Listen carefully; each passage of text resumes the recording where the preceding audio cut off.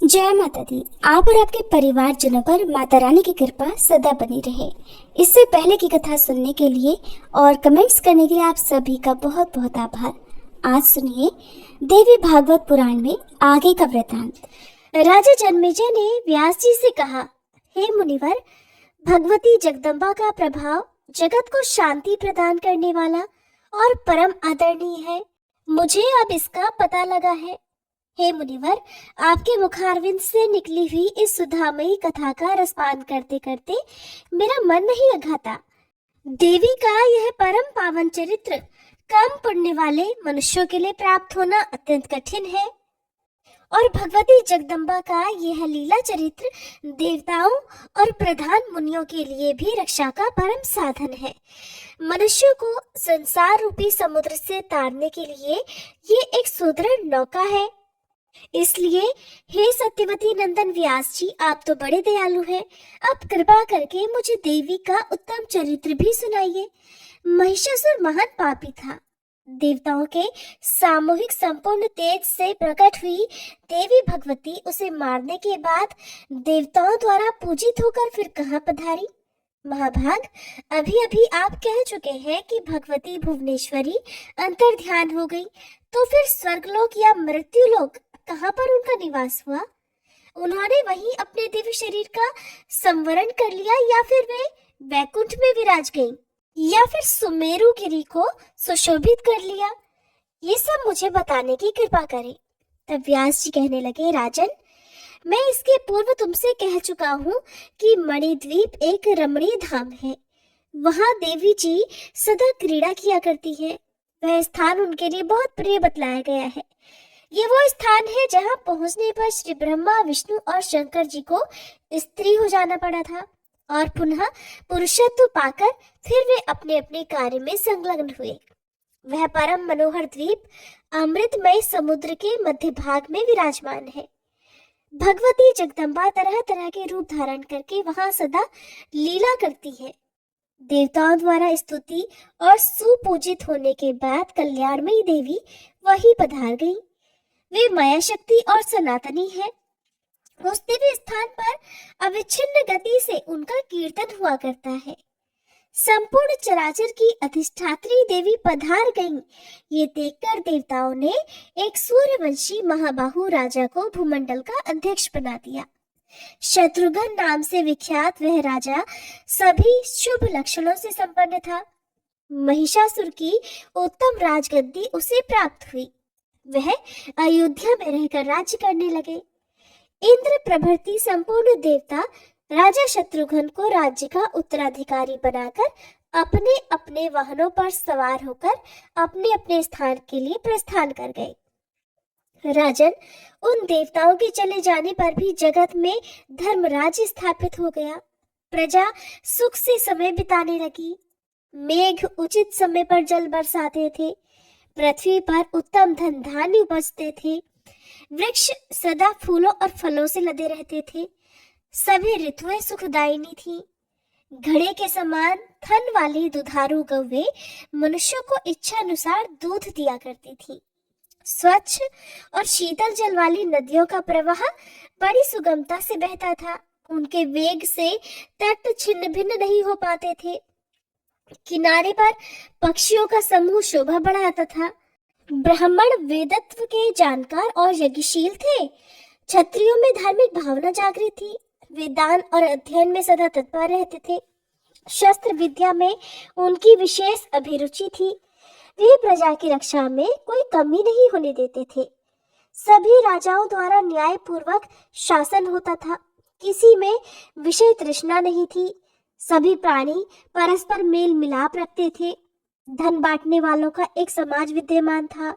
गोठ में झुंड की झुंड गौएं निर्भयता पूर्वक रहती थीं। राजन, उस समय धरातल पर ब्राह्मण, क्षत्रिय, वैश्य और शूद्र ये सब के सब देवी के परम उपासक थे। राजा के अनुसार सभी के कर्मों की पर्याप्त व्यवस्था की गई थी। कुछ लोगों का समय अध्ययन में ही बीता था। महिषासुर के कारण उनके कार्यों में जो बाधा आ गई थी वह उसके मर जाने पर दूर हो गई। सबके हृदय की व्यथा शांत हो गई। ब्राह्मण वेद पढ़ने में संलग्न हो गए। उनके व्रत नियम और दान धर्म में अब कोई बाधा नहीं रही। क्षत्रियगण प्रजापालन और वैश्यगण व्यापार में लग गए। कुछ वैश्यों के यहाँ खेती, व्यापार, गौपालन तथा सूद पर रुपया चलाने का व्यवसाय था। महिषासुर का वध हो जाने पर इस प्रकार समस्त जगत सुखी हो गया। प्रजा वर्ग में किसी प्रकार की कोई अशांति नहीं रही। सभी मनुष्य बड़ी तत्परता के साथ भगवती चंडिका के चरण कमलों की सेवा में परायण रहने लगे। व्यास जी आगे कहते हैं, राजन सुनो, देवी का उत्तम चरित्र भी कहता हूँ। ये कथा सभी प्राणियों को सुख देने वाली तथा सभी पापों का नाश करने वाली है। शुंभ और निशुंभ ये दो भाई बड़े बलवान राक्षस थे। किसी भी पुरुष के द्वारा इन शूरवीरों की मृत्यु संभव ही नहीं थी। इनके पास बहुत से सैनिक थे। देवताओं को सदा दुखी बनाए रखना इनका मुख्य उद्देश्य था। ये बड़े दुराचारी और घमंडी थे। सारा दानव समाज इनका साथ देने को तत्पर रहता था। देवी भगवती के साथ इनकी घमासान लड़ाई हुई और उस अवसर पर ये दोनों मार डाले गए। देवताओं का हित सोचकर अनुचरों सहित देवी ने ये कार्य संपन्न किया था।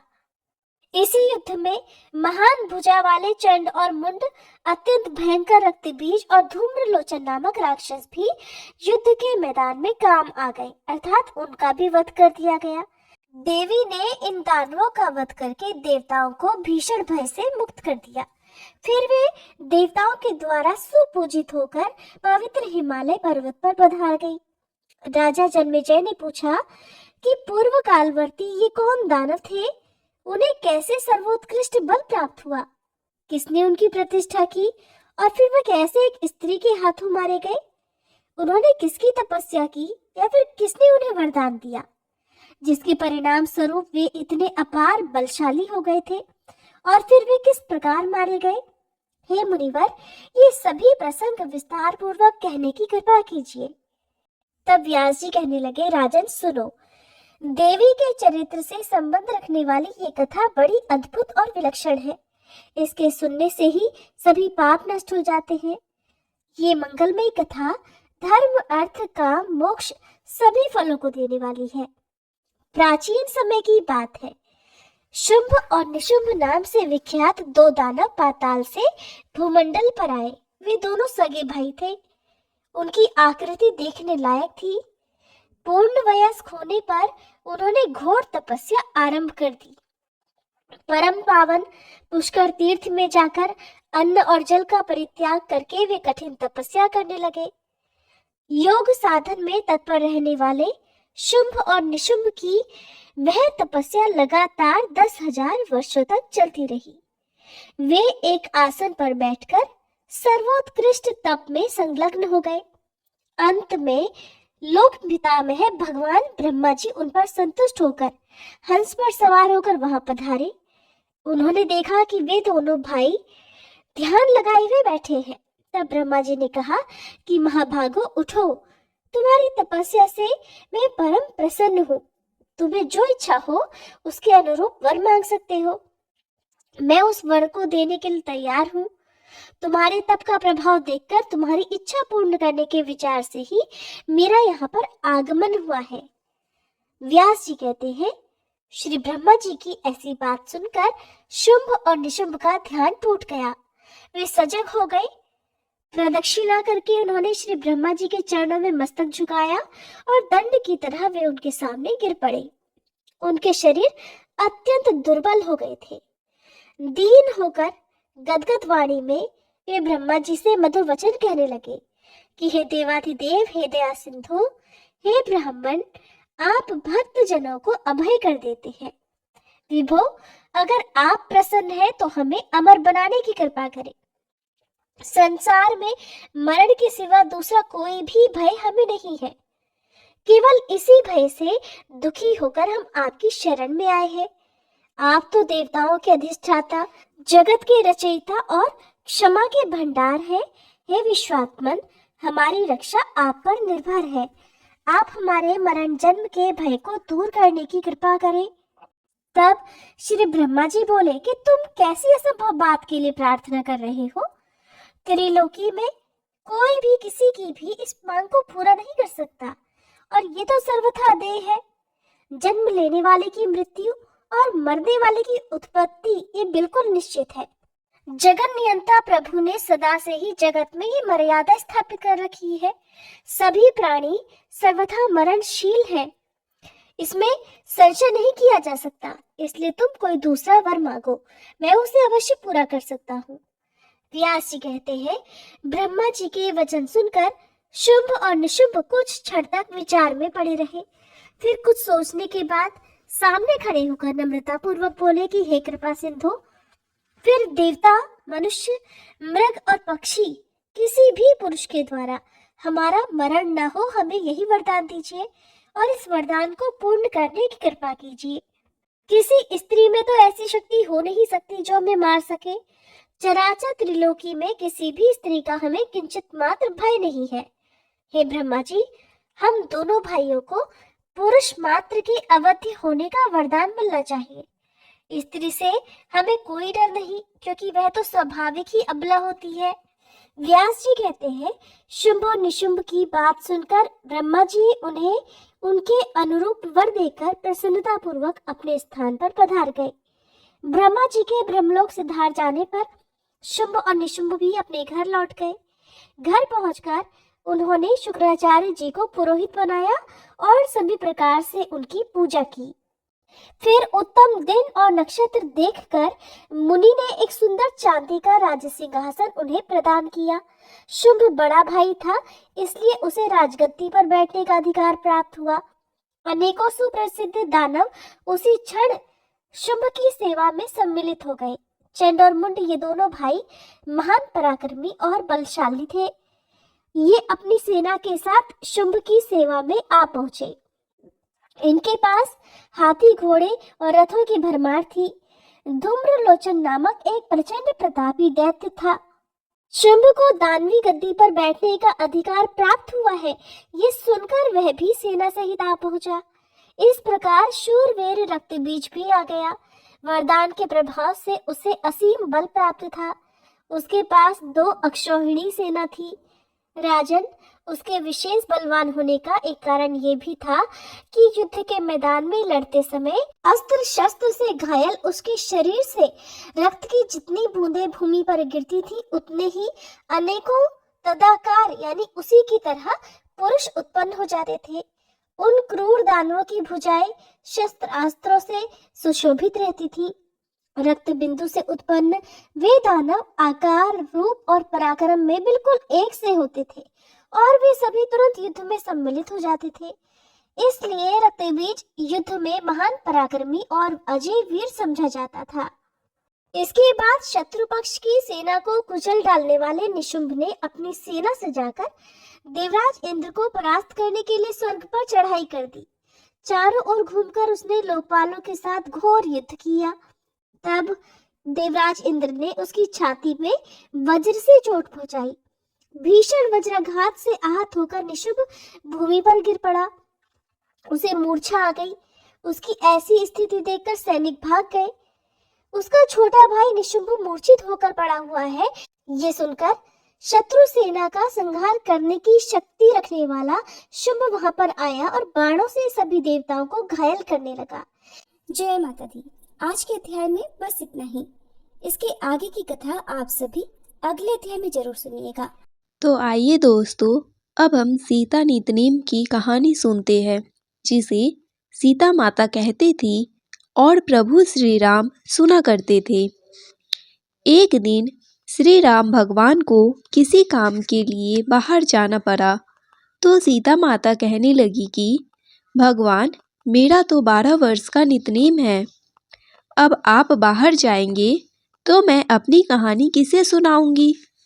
तब श्री राम ने कहा कि सीते, आप कुएं की पाल पर जाकर बैठ जाना और वहाँ पर जो भी औरतें पानी भरने आएंगी उन्हें अपनी कहानी सुना दिया करना। सीता माता कुएं की पाल पर जाकर बैठ गई। तभी एक स्त्री आई। उसने रेशम की जड़ी की साड़ी पहन रखी थी और सोने का घड़ा ले रखा था। सीता माता उसे देखकर कहने लगी, बहन, मेरा 12 वर्ष का नितनेम सुन लो। पर वह स्त्री बोली कि मैं तुम्हारा नितनेम सुनूंगी तो मुझे तो घर जाने में देर हो जाएगी और मेरी सासू मुझसे झगड़ा करेगी।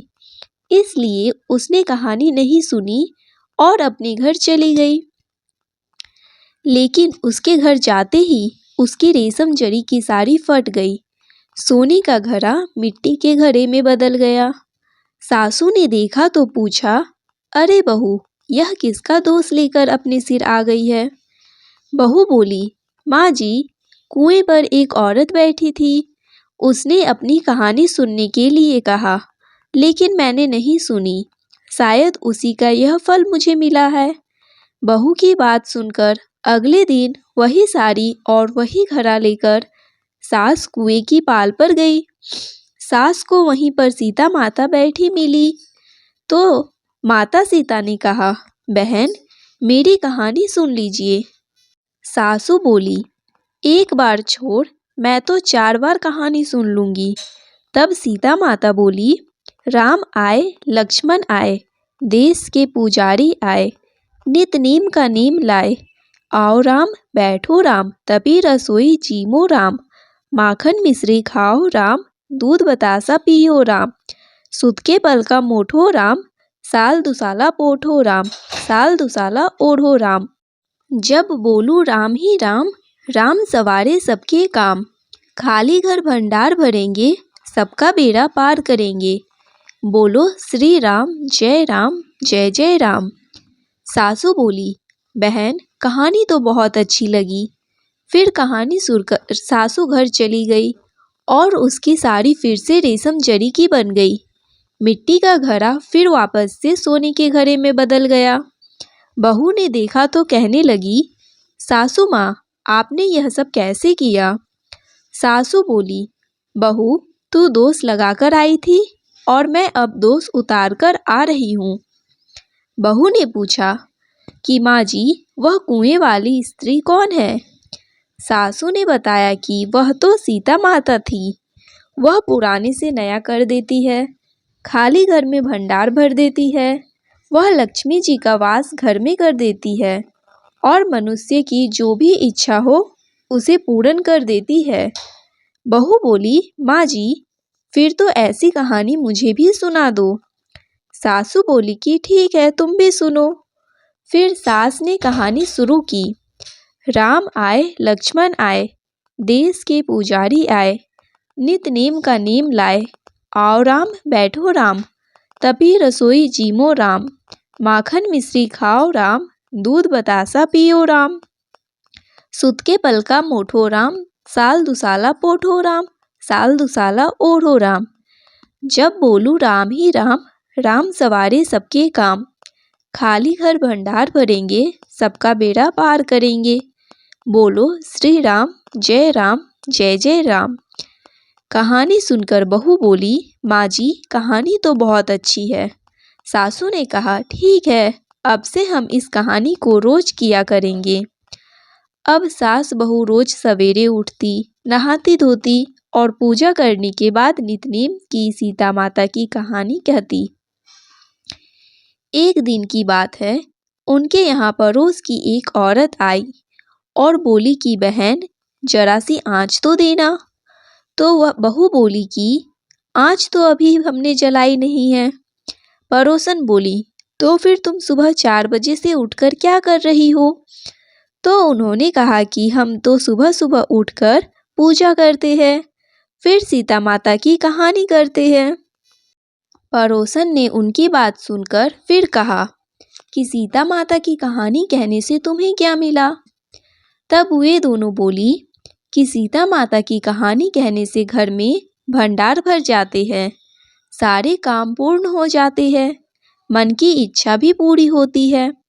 पड़ोसन ने कहा, बहन, अगर ऐसा है तब तो फिर मुझे भी कहानी सुना दो। तब बहू बोली कि ठीक है, तुम भी यह कहानी सुन लो। राम आए, लक्ष्मण आए, देश के पुजारी आए, नित नीम का नीम लाए। आओ राम, बैठो राम, तपी रसोई जीमो राम। माखन मिश्री खाओ राम, दूध बतासा पियो राम। सुत के बल का मोठो राम, साल दुसाला पोठो राम, साल दुसाला ओढ़ो राम। जब बोलूं राम ही राम, राम सवारे सबके काम। खाली घर भंडार भरेंगे, सबका बेड़ा पार करेंगे। श्री राम जय जय राम। पड़ोसन ने इस कहानी को सुना तो कहने लगी, बहन कहानी तो बहुत अच्छी लगी। अब वह पड़ोसन भी नितनेम सीता माता की कहानी कहने लगी। कहानी कहने से सीता माता ने पड़ोसन के भी धन के भंडार भर दिए। देखते ही देखते अब तो पूरे मोहल्ले में नितनेम की कथा चल पड़ी और हर किसी की मनोकामना पूर्ण होने लगी। हे सीता माता, जैसे आपने उन सभी के भंडार भरे, वैसे हमारे भी भरना। कहानी कहने वाले, सुनने वाले और हुंकार भरने वाले सबके भरना। सभी प्रेम से बोलिए सीता मैया की जय। बंसी शोभित कर मधुर, नील जलद तन श्याम। अरुण अधर जनु बिंब फल, नयन कमल अभिराम। पूर्ण इंद्र अरविंद मुख पीतांबर, शुभ साज। जय मनमोहन मदन छवि, कृष्ण चंद्र महाराज। जय यदुनंदन जय जगवंदन, जय वासुदेव देवकी नंदन। जय यशोदा सुत नंदन दुलारे, जय प्रभु भक्तन के सतहतारे। जय नट नागर नागन थैया, कृष्ण कन्हैया धेनु चरैया। पुनि नख पर परुपु गिरिवर धारो, आओ दीनन कष्ट निवारो, आओ दीनन कष्ट निवारो। वंशी मधुर अधर धरि टेरो, होवे पूर्ण विनय यह मेरो, होवे पूर्ण विनय यह मेरो। आओ हरि पुनि माखन चाखो, आज लाज भारत की राखो। गोल कपोल चिंबुक अरुणारे, मृदु मुस्कान मोहिनी डारे, मृदु मुस्कान मोहिनी डारे। रंजित राजीव नयन विशाला, मोर मुकुट वैजंती माला। कुंडल श्रवण पीत पट आछे, कटि किंकिनी काछ निकाछे। नील जलज सुंदर तनु सोहे, छवि लखी सुर नर मुनि मन मोहे। मस्तक तिलक अलग घुंघराले, आओ कृष्ण बांसुरी वाले। करी पय पान पूत नहीं, तारियो अका बका कागा सुर मारियो। मधुवन जलत अग्नि जब ज्वाला, मैं सीतन लख तनहि नंदलाला। सूरपति जब ब्रिज चढ़यो रिसाई, मसर धार वारी वरसाई। लगत लगत ब्रज चहन बाहायो, गोवर्धन नख धारी बचायो। लखी यशोधरा मन भ्रम अधिकाई, मुख मह चौहद भुवई दिखाई। दुष्ट कंस अति उद्यम मचायो, कोटि कमल जब फूल मंगायो। नाथि कालहिनी तुम तिलीनहा, चरण चिन्ह दे निर्भय किन्हे। करी गोपीन संग रास विलासा, सबकी पूरन करी अभिलाषा। कीतिक महा असुर संहारयो, कंस ही केस पकड़ी दे मारयो। मात पिता की बंदई छुड़ाई, उग्रसेन कह राज दिलाई। वहीं से मृतक छयो सुत लायो, मातु देव की शोक मिटायो। भौमासुर मुर दैत्य संहारी, लाए षट दस सहस कुमारी। देवी मही तृण चीर संहारा, जरा सिंधु राक्षस कह मारा।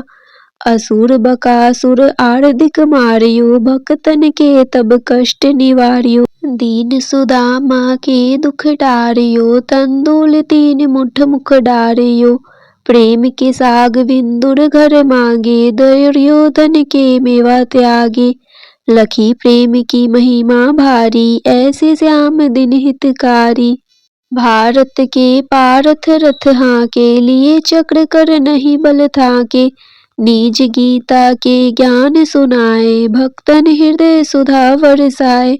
मीरा थी ऐसी मत वाली, विष पी गई बजा कर ताली। रान भेजा सांप पिटारी, सालिग्राम बने बनवारी। निज माया तुम विधि ही दिखायो, उड़ते संयम सकल मिटायो। तब सत निंदा करी तत्काला, जीवन मुक्त भयो शिशुपाला।